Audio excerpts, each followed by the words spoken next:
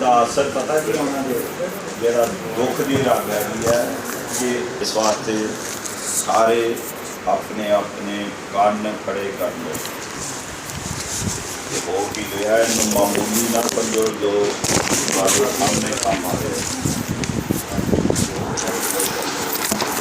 जी sir आ जाएं जी CPC की तरफ। हम जितना कानून पढ़ रहे हैं, मैंने इब्तदाई जो बातें की थी 2 महीने पहले उनमें किया था कि तमाम कवानीन का A to Z मुतालिया हो के 3 अदारे जो हैं इनकी छानबीन कर चुके हैं, फेडरल शरीयत कोर्ट, शरीयत बेंच सुप्रीम कोर्ट और इस्लामी नज़रियाती कौंसल। सिर्फ 3 मामलात ऐसे हैं जो पेंडिंग है, एक सूद का, एक कोर्ट फीस का और एक section 4 Muslim family laws ordinance. बाकी सब का मुतालिया हो के तो ये बात तय हो चुकी है, मसलन जिसमें ये CPC भी शामिल है कि तरीक़ाकार में इसमें कोई गैर इस्लामी बात नहीं है। जो इसमें गैर इस्लामी है वो सूद की शिकें शामिल हैं, 35A, 35B, 35C सेक्शन शामिल हैं। वो जो हैं उनको वो पेंडिंग है मामला, उसका रिमांड हो के आया हुआ है। बाकी तरीक़ाकार में ये बात तय हो गया है कि इस्लाम ने इंसाफ करने के लिए कोई तरीक़ाकार मुकर्रर नहीं किया, असूल मुकर्रर किए हैं और ये जो असूल हैं CPC स्वाय वो सूद वाले मामलात के बाकी सब पे पूरी उतरती है। इसलिए हमारा इसका मुतालिया करना, इस पे अबूर हासिल करना, कानून पे अबूर हासिल करना है। और कानून को अरबी में फ़िक़ा कहते हैं और जो कानूनदान है उससे फ़क़ीह कहते हैं। और आप जानते हैं कि हमारे इमाम जाफ़र हैं जो शिया के हैं, इसी तरह इमाम शाफ़ी हैं, इमाम मालिक हैं, उन्हें हम फ़क़ीह कहते हैं। ये असूल पढ़ना, हमें इस पे अबूर हासिल करना है, उसी तरह है कि हम फ़िक़ा पे अबूर हासिल कर रहे हैं। इसे अब ये बात छोड़ दें, ताज़ीरात पाकिस्तान हम कहते थे कि गैर इस्लामी है, उसमें तमाम बातें निकाल दी गई हैं जो कुरान और सुन्नत के मुताबिक हैं, वो सारी शामिल हो चुकी हैं। कसास एंड दियत आर्डीनेंस अलहदा आ गया, ज़िना आर्डीनेंस अलहदा आ गया, वीपिंग आर्डीनेंस अलहदा आ गया, चोरी वाला जो है वो अलहदा आ गया, जो नशे वाले हैं वो आर्डीनेंस के ज़रिए तरामीम हो गई या वो अलहदा कवानीन आ गए। वो कुरान और सुन्नत के मुताबिक पूरे कर दिए गए हैं। अब कोई ये नहीं कह सकता कि ये हम अंग्रेज़ों के कानून की अमलदारी कर रहे हैं, अगरचे ज़ुबान अंग्रेज़ी है, क्योंकि इस्लाम की बज़ाते ख़ुद कोई ज़ुबान नहीं है। सहाबा कराम ने भी बाकी ज़ुबानें सीखी हैं। फ़ारसी पढ़ने वाले जो हैं वो भी सहाबा कराम में मौजूद हैं। हबशा से बिलाल हबशी आए हुए थे, रोम से दूसरे रूमी आए हुए थे, वो सारे सहाबा कराम हैं, उनकी ज़बानें वो थी। इसलिए अंग्रेज़ी ज़बान होने में कोई इख्तिलाफ नहीं है। जो मुसलमान वहाँ रहते हैं वो अंग्रेज़ी बोलते हैं, अंग्रेज़ी पढ़ते हैं, अंग्रेज़ी में कुरान की जो है वो ताबीर व तशरीह करते हैं, वो सारी मौजूद हैं।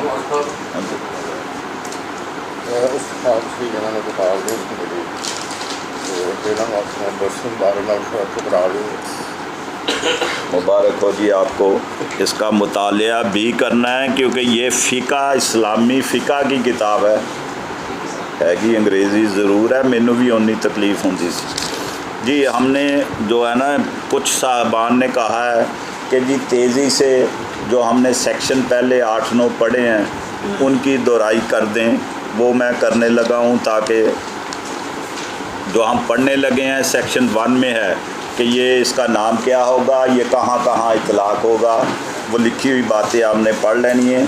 सेक्शन 2 में जो है वो डेफिनेशन दी हैं, उनमें से जो इम्पॉर्टेंट हैं या रोज़मर्रा के इस्तेमाल वाली हैं वो तेज़ी से पढ़ लेते हैं। सेक्शन 2 का पार्ट 1 कोड, जहाँ कोड लिखा होगा ज़ाब्ता, उसमें मजमुआ लिखा होगा, वहाँ उसमें सिर्फ सेक्शन ही नहीं है बल्कि रूल्स भी शामिल होंगे। जो आर्डर में रूल्स आ रहे हैं, लफ्ज़ अगरचे सिर्फ कोड लिखा होगा, आगे डिक्री आ गई। डिक्री में जो है ना, मैंने कहा था कि जो अंग्रेज़ी की डिक्शनरी है या उर्दू की लुग़त है, जब हम लफ्ज़ इसमें इस्तेमाल हुए हैं उनके वही मानी होने हैं जो डिक्शनरी के हैं। डिक्शनरी को सामने रख के हमने, मगर कुछ अल्फाज वो हैं जिनके अपने मानी जो हैं वो हर कानून जो है वो कहता है कि जी इस एक्ट के लिए ये मानी होंगे, और उसमें मुख्तलिफ होते हैं तरीक़ाकार। उसमें ये भी होता है मीन्स अपने मानी दे दिए हैं, डिक्शनरी को निकाल दिया। कुछ में होता है इट इंक्लूड्स, डिक्शनरी वाले मानी बरकरार हैं, उसमें इजाफ़ा कर दिया, शामिल कर दिए, इंक्लूड कर दिया। कुछ में कहते हैं कि मानी और भी होंगे और कुछ बातें शामिल भी होंगी। मीन्स एंड इंक्लूड का लफ्ज़ इस्तेमाल किया होता है। उसका ये फ़र्क होता है कि अब डिक्शनरी की तरफ नहीं जाना, बल्कि इस एक्ट के लिए बाकी जहाँ अल्फाज वो आएंगे वही मानी होंगे, मगर इन दिस एक्ट से ये सारे शुरू होते हैं। और ये भी बातें अर्ज़ कर दूँ कि एक जनरल क्लासेस एक्ट है, उसमें कुछ अल्फाज तरीक़ाकार असूल व ज़वाबित बयान किए हैं, वो हर कानून का हिस्सा हैं। ये बात जो है वो ज़रूरी है, वो हर कानून का हिस्सा हैं, वो है ही जनरल। सिर्फ़ ये लिखा हुआ है कि हर कानून का हिस्सा होंगे, ता वक्ते के किसी कानून में कोई और बात बयान कर दी हो, अगर करनी है उससे मुख्तलिफ होनी है। मसलन ये बात आ जाती है, वहाँ लिखा हुआ है कि जहाँ ए पर्सन लिखा हुआ है, ए मैन लिखा हुआ है, वहाँ ये होगा। एक दिन ये आर्गूमेंट भी आ गए थे, हमारे मरहूम एक सीनियर वकील साहब थे और अच्छे वकील थे, कोई ऐसे नहीं थी। दावा इस्तक़रार हक़ था।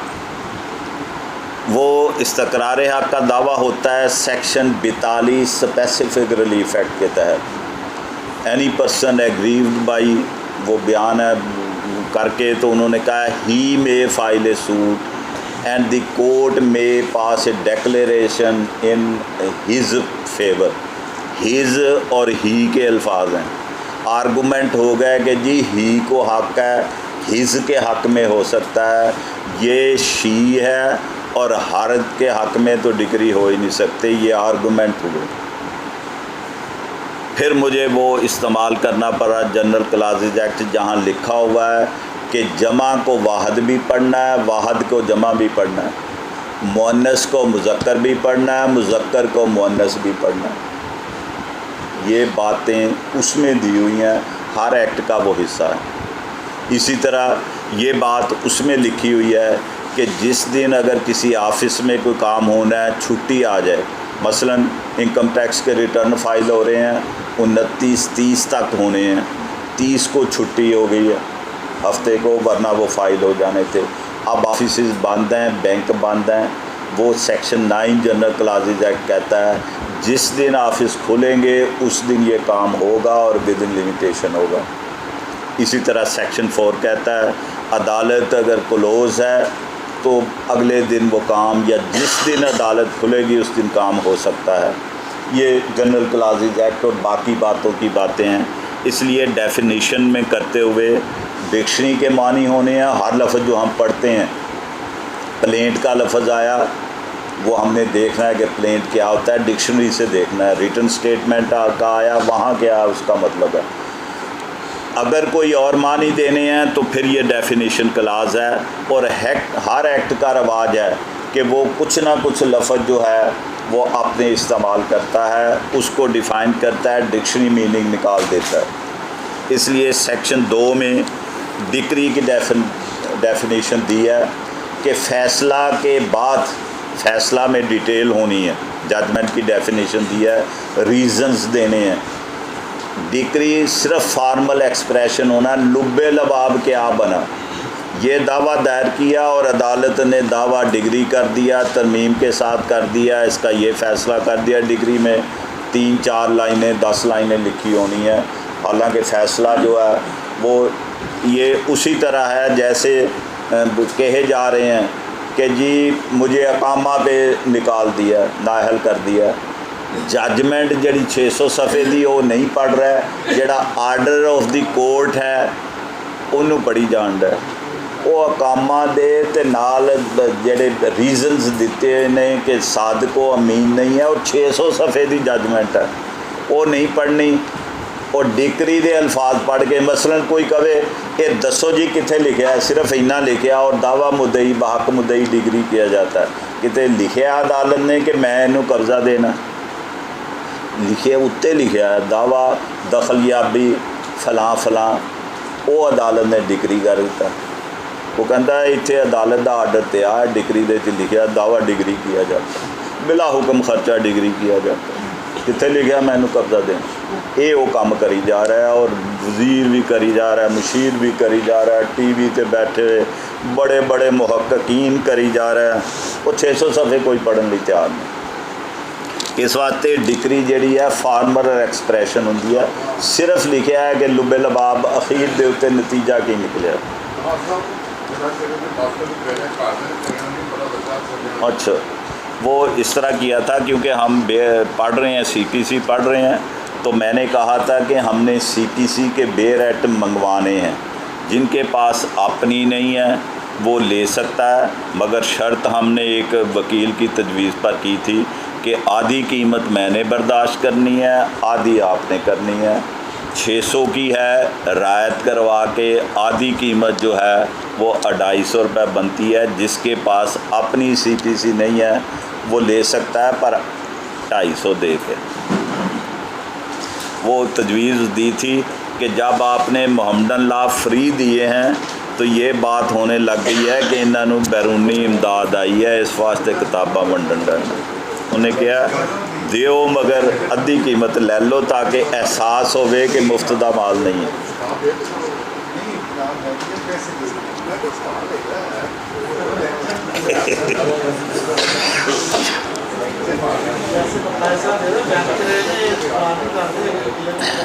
जी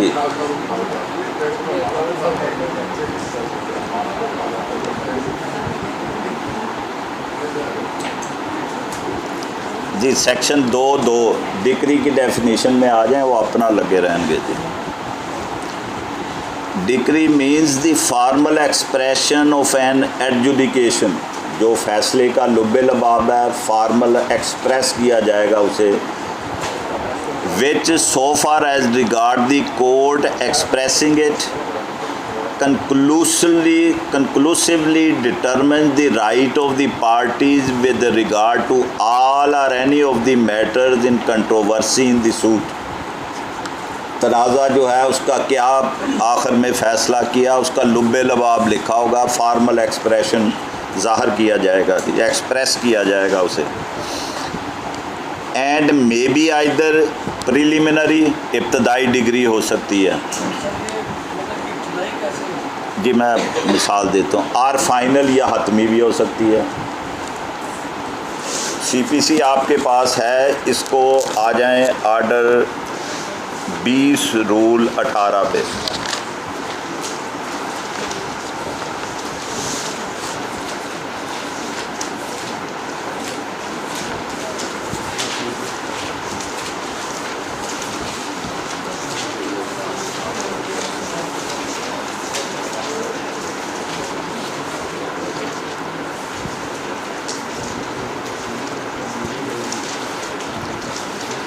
order 20 rule 18।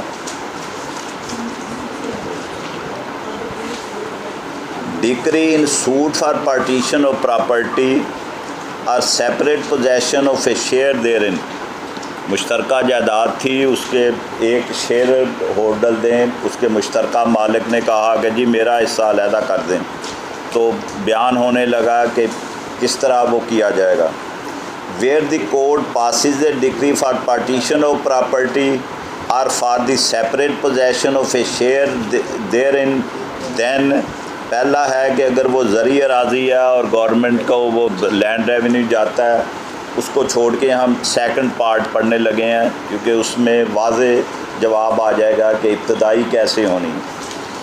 If and in so far as such a decree relates to any other immovable property, any other क्या एग्रीकल्चर लैंड छोड़ के वो दुकान है, वो मकान है, वो आता है, वो फैक्ट्री है, वो कोल्ड स्टोर है, चैम्बर भी हो सकता है।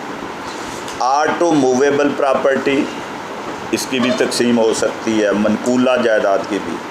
द कोर्ट में इफ़ पार्टीशन और separation can not be conveniently made without further inquiry, कि मज़ीद मौका देखना चाहिए, वहाँ पैमाइशें होनी चाहिए, हालात देख के तो फिर उसकी तकसीम होनी है। अगर अदालत ये समझती है दी कोर्ट में, तो क्या करेगी, पास ए प्रिलिमिनरी डिक्री, इब्तदाई डिक्री सादर कर देगी। उसमें क्या होगा, declaring the rights of the several parties interested in the property, किसका कितना हिस्सा बनता है। मसलन ये सारे तनाज़ा कर रहे हैं, वो कहते हैं जी कि ठीक है मेरा भाई है मगर ये मुझे बेच चुका है, मुझसे पैसे ले लिए हैं, या ये बेनामीदार है, या ये कि इसका तो विरासत में हिस्सा बनता ही नहीं है, ये तो वालदा साथ लाई थी। मुख्तलिफ मौक़िफ़ हो सकते हैं, जो बहुत सारे मौक़िफ़ इख्तियार किए जाते हैं। बेटा जो 40 साल का हुआ जब तकसीम की बात आई तो वालिद ही कह रहा है तो मेरा है ही नहीं। जब नाराज़गी होती तो इस हद तक चले जाया जाता है जी। तो फिर अदालत जो है इब्तदाई डिग्री करेगी और उनके कह देगी कि किसका कितना हिस्सा बनता है, और फिर तकसीम की कार्रवाई के लिए आगे कार्रवाई करेगी। वो जो है डिक्री जिसमें rights of the party determine किए हैं, वो जो है वो इब्तदाई डिक्री होगी, बाकी कार्रवाई होना अभी बाकी है। इसी तरह अगर कोई हिसाब किताब का दावा होता है, मुश्तरका कारोबार था, कारोबार ख़त्म हो गया, मुझे हिसाब किताब नहीं दे रहा, पहले ये तय हो के डिक्री इब्तदाई हो जानी कि हाँ इनका कारोबार मुश्तरका था, इसने इतने पैसे लगाए, इसने इतने पैसे लगाए। फिर बाकी हिसाब किताब के लिए कमीशन बना लेते हैं, पार्टीज़ को करते हैं, आर्बिट्रेशन होती है, मुख्तलिफ़ तरीके हैं कि हिसाब किताब हो के जिसका हिस्सा बनता है वो तकसीम कर दिए। इस तरह इब्तदाई डिग्री जो है उससे ये मुराद है जी। फिर सेक्शन 2(2) पे आ जाएंगे जी। प्रिलिमिनरी या डिक्री, मेरे पास चौथी लाइन है आपके पास। It shall be deemed to include the rejection of a plaint. पहले डिक्री की तारीफ़ दे दी, साथ ये बयान कर दिया है कि ये इब्तदाई भी हो सकती है, फ़ाइनल भी हो सकती है। अब बयान किया जा रहा है कि इसमें अगरचे ये सारी बातें नहीं होंगी मगर ये भी डिक्री की तारीफ़ होगी। It shall be deemed to include the rejection of a plaint, order कर दिया, दावा टाइम बार्ड है, खारिज किया जाता है। कोर्ट फ़ीस नहीं लगाई, मौका दिया गया, कोर्ट फ़ीस पूरी नहीं की, प्लेंट रिजेक्ट कर दी, रिजेक्शन का आर्डर है और उसकी पर्चा डिग्री तैयार नहीं होनी, मगर वो आर्डर जो है उससे कह दिया है कि ये भी डिक्री की तारीफ़ में समझा जाएगा। Deem to include, it shall be deem to include the rejection of a plaint, the determination of any question within section 144। ये जो CRPC का 144 है, जिसके तहत वो कह देते हैं 5 आदमी 5 से ज़्यादा इकट्ठे नहीं होने, जलसा जुलूस वो सारे पढ़ते रहते हैं। CPC में भी सेक्शन 144 है जिसमें कहा हुआ है कि एक आदमी ने डिक्री उसके हक़ में हुई मगर बाद अज़ां वो डिक्री ख़त्म हो गई, अपील से पहले उसने डिक्री पे अमल दरामद करवा लिया, मगर अब वो या उसमें वेरी हो गई, उसे तब्दील कर दिया गया, कुछ कमी बेशी कर दी गई, तो जिसने उस डिक्री का मुफाद हासिल किया था, पैसे वसूल कर लिए थे, कब्ज़ा हासिल कर लिया था और वो डिक्री ख़त्म हो गई, तो फिर रेस्टिट्यूशन होनी है कि उसको कब्ज़ा वापस करा दो। CPC में भी सेक्शन 144 मौजूद है। वापसी, वो इस बात को तो सारा पढ़ते हैं, आधा हकूक़ ज़ानशोई, आधा कर देना, लौटा देना। जब हम कहते हैं ये ईद आ रही है तो ईद का लफ्ज़ी माना है औद का राना, हर साल फिर आ जाती है। इस वास्ते उसका मतलब खुशी नहीं है कि साड़ी तो ईद हो गई, बल्कि क्योंकि ईद नूं खुशी नाल मनाया जाता है, इस वास्ते उस मानी च भी इस्तेमाल होने लग पिया। असल उहदा मतलब जिहड़ा है ईद के औद घर आना, वापस हो जाना, तो जिहड़ा उहदा ये मानी है कि हर साल फिर आ जाती है। It shall be deemed to include the rejection of a plaint, the determination of any question within section 144 and an order under rule 60, 98, 99, 101, 103 of order की इजरा के दौरान ये जो मामला तय होने हैं, ये इन रूल्स के जो आर्डर हैं उसको भी डिक्री समझा जाएगा। डिक्री के ख़िलाफ़ सेक्शन 96 CPC ने कहा है कि अपील लाई करेगी, हर आर्डर की अपील नहीं है। ये इसलिए कहा कि ये आर्डर जब हो तो इसकी भी अपील होनी है, अगर नहीं की जाओ फिर करानो जी।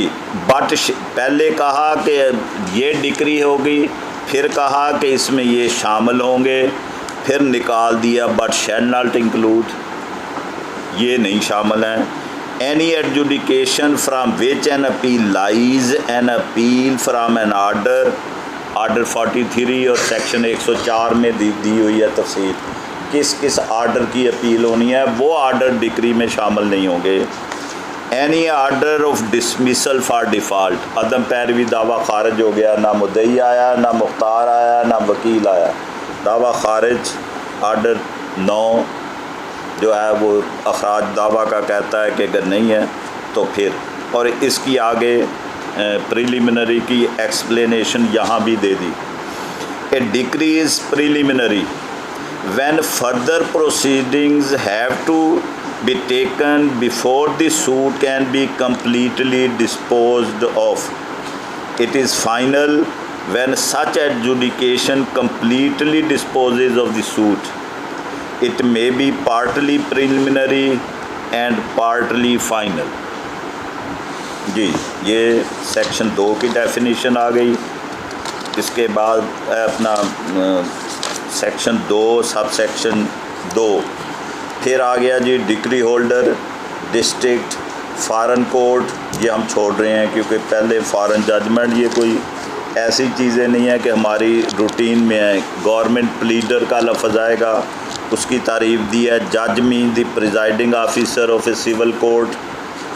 जजमेंट वहाँ डिक्री थी, ये judgement means the statement given by the जज of the grounds of a decree और आर्डर। रीज़न्स जो हैं वो यहाँ होने हैं, उसमें ना रीज़न है, उसमें सिर्फ लुबे लबाब बयान किया जाना है। जजमेंट डेटर जिसके ख़िलाफ़ डिक्री जो है होनी है और कैपेबल ऑफ एग्जीक्यूशन होनी है। लीगल रिप्रेजेंटेटिव ये अहम है। 211 जी। Means a person who in law represents the estate of a deceased person. जो मर गया आदमी उसका लीगल रिप्रेजेंटेटिव वो होगा जो उसकी जायदाद की नुमाइंदगी करता है।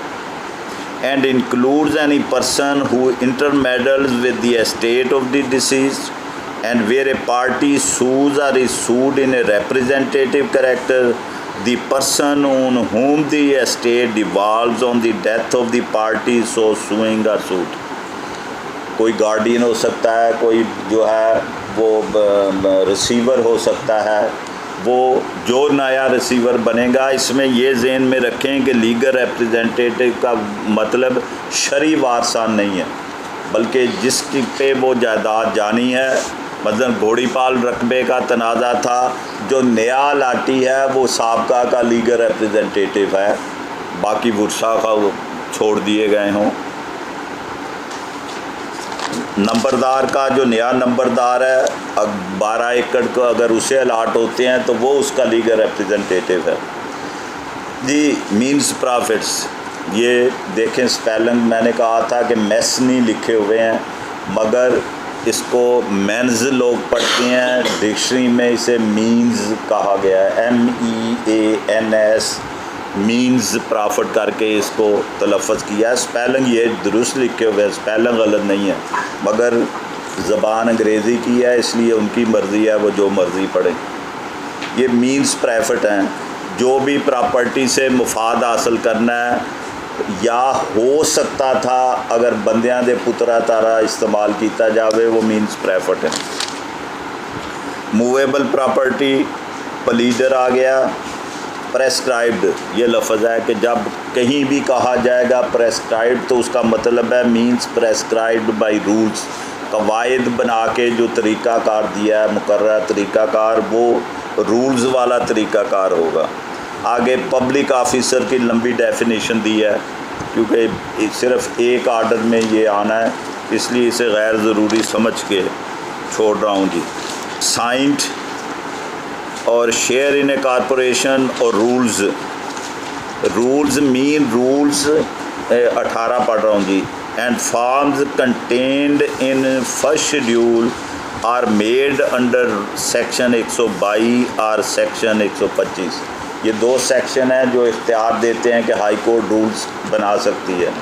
और 122 में दिया हुआ है कि सिर्फ हाई कोर्ट जो कवायद बनाएगी उसके तहत जो शेड्यूल 1 वाला पार्ट है जिनमें आर्डर्स और रूल्स हैं वो उनको एनल कर सकती है हाई कोर्ट, उनमें तरमीम कर सकती है, उनमें इजाफ़ा कर सकती है। हाई कोर्ट को ये इख्तियार हासिल है। वो 122 से 129 तक सेक्शन पूरे तरीक़ाकार कवायद बनाने का दिया हुआ है। हाई कोर्ट ने एक कवायद कमेटी बनानी होती है, फिर वो गवर्नमेंट सूबाई की जो है मंजूरी होनी है, फिर गज़ट नोटिफिकेशन होना है, वो कवायद हो जाते हैं जी। सब आर्ट सेक्शन 3 आ गया जी। सब आर्डिनेशन ऑफ कोर्ट्स, हाई कोर्ट के डिस्ट्रिक्ट कोर्ट और सिविल कोर्ट मातहत हैं, डिस्ट्रिक्ट कोर्ट की सिविल कोर्ट मातहत हैं। वो उनको अपॉइंटमेंट ट्रांसफ़र उनके जो है उनके ख़िलाफ़ डिसिप्लिनरी एक्शन ये ले सकते हैं, उन्हें हदायत भी दे सकते हैं। सेविंग्स इसे छोड़ देने लगाऊँ।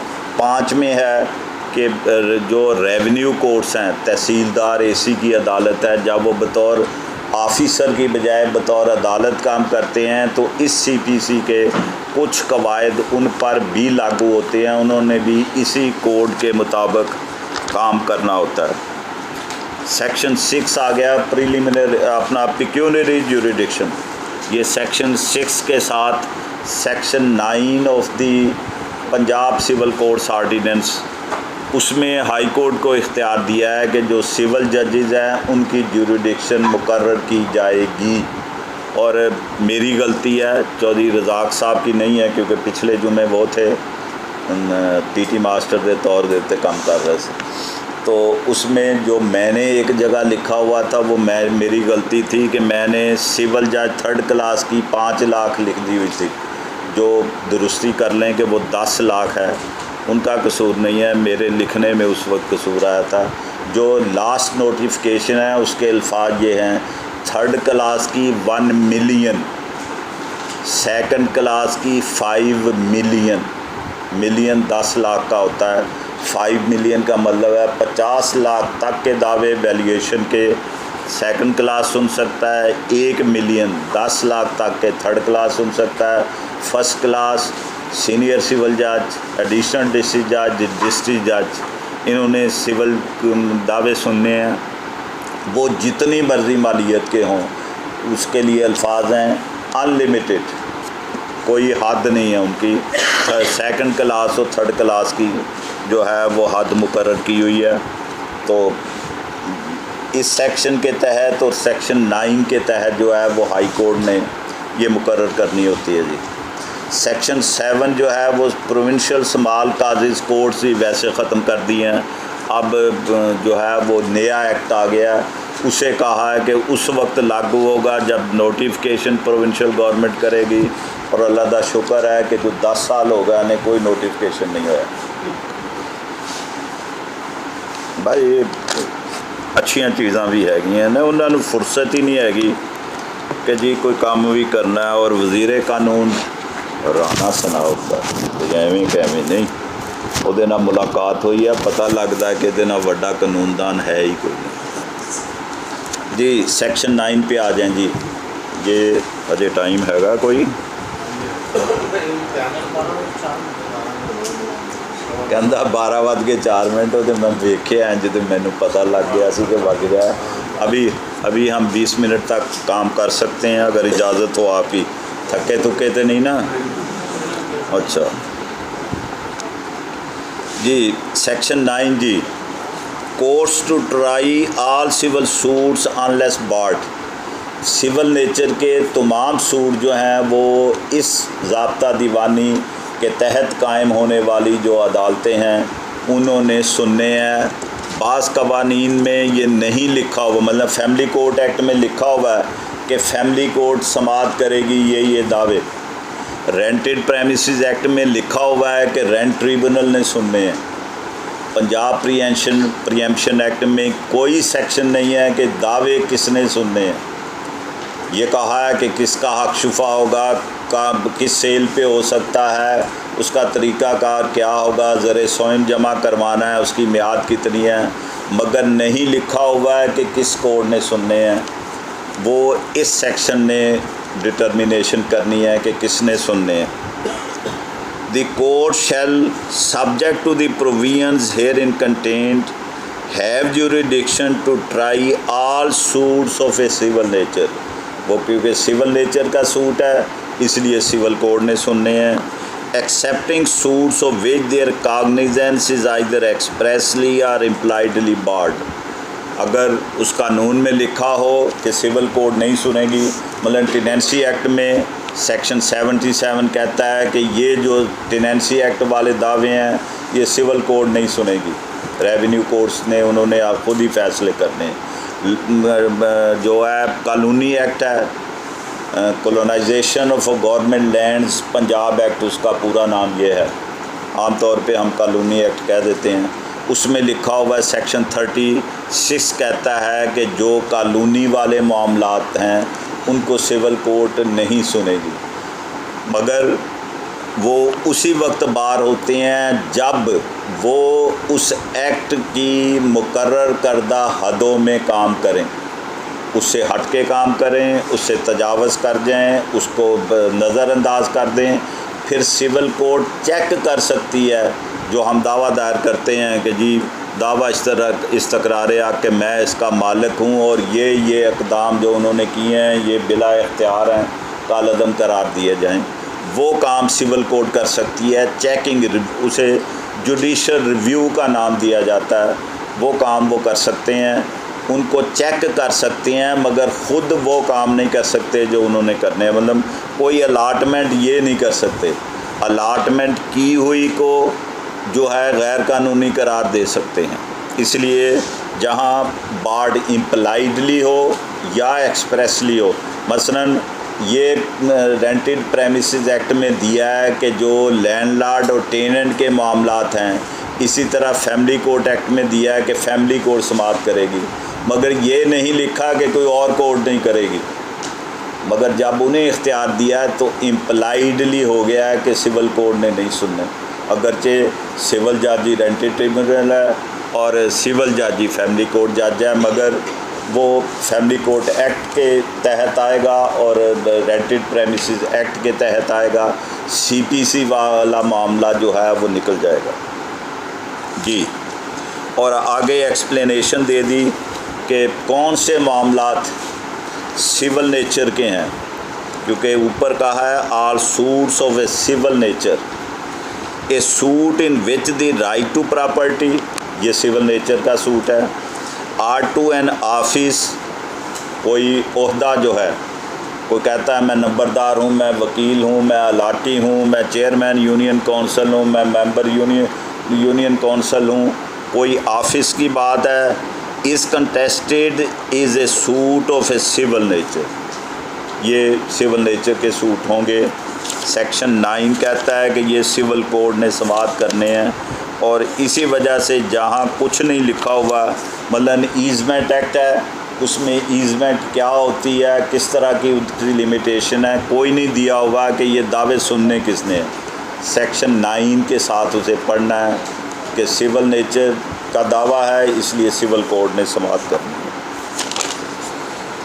जी।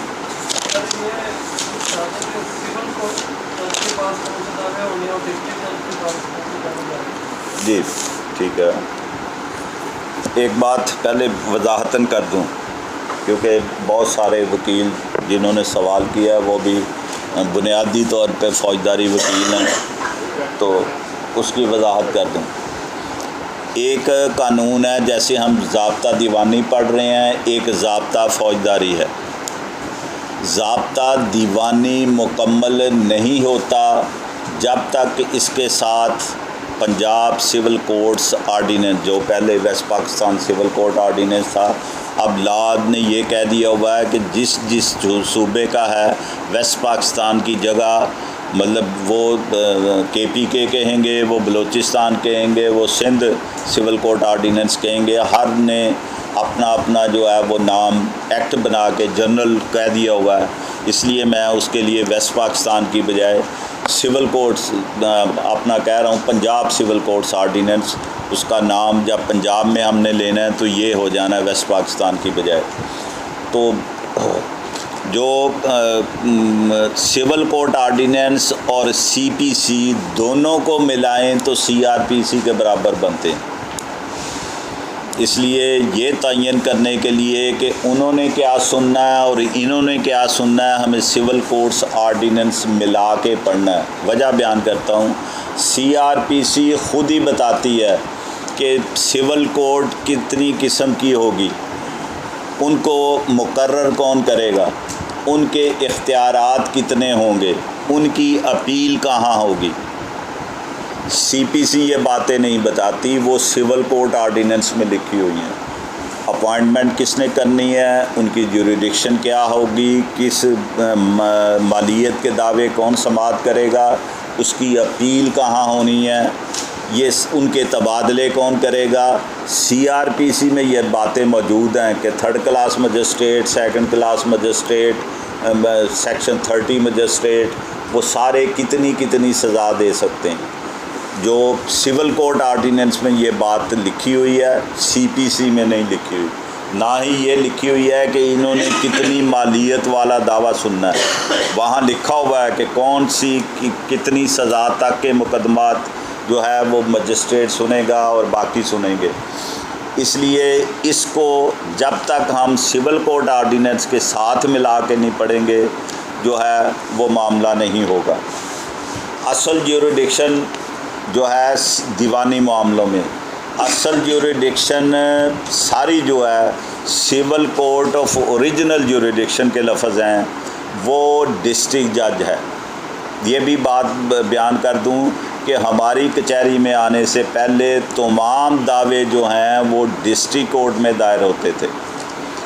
वो उनका इख्तियार था कि वो मार्किंग करें और सीनियर सिविल जज को भेज दें, सिविल जज को भेज दें, एडिशनल डिस्ट्रिक्ट। वो तमाम दावे जो हैं डिस्ट्रिक्ट जज खुद सुन सकता है। सिविल कोर्ट आर्डीनेंस के मुताबिक उसकी है कि वो इंटरेस्ट कर दे किसी सिविल जज को, 3rd क्लास को, उसको, मगर पिक्यूनरी ज्यूरिडिक्शन को मद्देनज़र रखते हुए। सिविल कोर्ट जो आर्डीनेंस है वो बताता है कि दावा उसमें इख्तियार दिया है कि डिस्ट्रिक्ट जज जो है वो अपना ये इख्तियार कि मेरे पास दावे दायर होने हैं और मैंने आगे तकसीम करने हैं, उसने डेलीगेट की हुई हैं, तफवीज़ की हुई हैं। यहाँ पे सीनियर सिविल जज को, चीचा वतनी में किसी एक सिविल जज को जो सीनियरिटी में होता है उसको, कि मेरी जगह पे आप ये काम कर दें। मगर असल इख्तियार जो है वो सिविल कोर्ट आर्डीनेंस के मुताबिक civil court of original jurisdiction district जज है। इसलिए डिस्ट्रिक्ट जज चाहे तो ख़ुद दावे कहे कि मैंने किसी को मुंतकिल नहीं करने, मैं आप ही सुनागा। तो इसलिए उनकी इख्तियार, जैसे मैंने कहा है कि 3rd क्लास की 10 लाख तक, 2nd क्लास की 50 लाख तक, सीनियर सिविल जज जो सिविल जज 1st क्लास अनलिमिटेड पावर है, एडिशनल डिस्ट्रिक्ट जज की अनलिमिटेड पावर है, डिस्ट्रिक्ट जज की अनलिमिटेड पावर है, कराची में महदूद है। अगर 25,000 से ज़ायद मालियत का दावा हो तो डिस्ट्रिक्ट कोर्ट में दायर होता है। 50,000 क्यों जी, 50,000 ही है, 2 लाख हो गया। मुनकर नकीर है कि ना पुछ लेना असल गल है वो MQM दे ने ना इन्ना ना राबते च नहीं है उत्थे दा सिर्फ कराची में, सिंध में नहीं, बाकी में नहीं, सिर्फ कराची के लिए सिविल कोर्ट आर्डिनेंस में लिखा हुआ है कि वो दावा अगर 2 लाख से ज़्यादा का तो डायरेक्टली हाई कोर्ट में दायर होता है, मगर सिर्फ कराची का, बाकी सिंध का नहीं। वहाँ डिस्ट्रिक्ट कोर्ट और सिविल कोर्ट ही हमारी तरह ही सुनती है। और ये बात सेक्शन 24 सिविल कोर्ट आर्डिनेंस में कराची के लिए अलहदा प्रोविजन रखी हुई है। तो जो है सिविल जजेस पिक्यूनरी जुरिडिक्शन को मद्देनज़र रखते हुए डिस्ट्रिक्ट कोर्ट की, डिस्ट्रिक्ट जज की और एडिशनल डिस्ट्रिक्ट जज की वही पावर है जो सिविल कोर्ट की है, कोई उनमें नहीं है। सिर्फ खुद डिस्ट्रीब्यूशन उन्होंने की है क्योंकि हम अपीलें सुनते हैं, इसलिए दावे जो हैं अब सिविल जजेस की तादाद ज़्यादा है वहाँ भेज दिए गए। फैमिली कोर्ट एक्ट में भी प्रोविजन है कि जहाँ फैमिली कोर्ट जज सिविल जजेस में से नहीं है, डायरेक्टली जो है वो एडिशनल सुनने हैं और डिस्ट्रिक्ट जज ने सुनने हैं, इसलिए उसमें कोई कमी नहीं है कि वो कौन से सुने वो कौन से सुने। ये सिर्फ तकसीम है कि डिस्ट्रिक्ट जज ने कहा है, जैसे अब वो तरतीब कर दी आप हैं कि जी जिसमें सूबा पंजाब फरीक हैं वो ये सिविल जजेस सुनेंगे। वो हमने पढ़ा है कि सुपरिटेंडेंस जो है वो डिस्ट्रिक्ट जज की है, उसका इख्तियार है कि वो चाहे एक जज को कहे आप ये सुन लें आप ये सुन लें।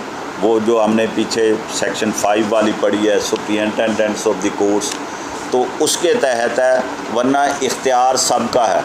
बल्कि सिविल कोर्ट आर्डिनेंस में ये भी है कि जो फर्स्ट क्लास सिविल जज है उसको अपीलें भी मार की जा सकती हैं जो थर्ड क्लास सिविल जज और सेकंड ने फैसले करने, मगर क्योंकि अब एडिशनल इतने ज़्यादा हो गए हैं कि वो अमलन नहीं है, वरना लॉ में लिखा हुआ है। तो मेरा ख्याल आ गया थोड़े सवाल का जवाब। चलो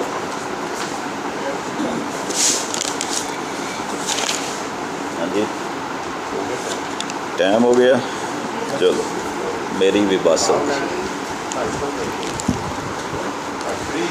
पैसे दे के नहीं उन्हें लैनी, अल्लाह वास्ते देनी जे दे दियो, भावें 2 दे दियो, पैसे दे के। एक अपने वकील साहब सी, उन्होंने शादी च मैं भी शरीक सी, दूसरी शादी वो कर रहा सी, पहली अल्लाह ने प्यारी हो गई सी। और जदों आया ना हक महर कितना मुकर्रर करना, तो उन्हें कहा जी कि इंदुल तलब है अज ही देना, तो दवा मुड़ के वेख रहा सी कोई होर नहीं बैठा जोड़ा दे दे। इहदे अब्बे दी गल जे चलो जी इंशाअल्लाह अगले जुम्मे बस सिर्फ 10:30 का हम टाइम इसीलिए रखते हैं कि हमारे पास अजाफी टाइम कुछ हो जाया करे। अभी हम इसी पे घूम रहे हैं, हम अगले जो है ना वो चैप्टर इंस्टीट्यूशन वाला मुकर्रर करेंगे।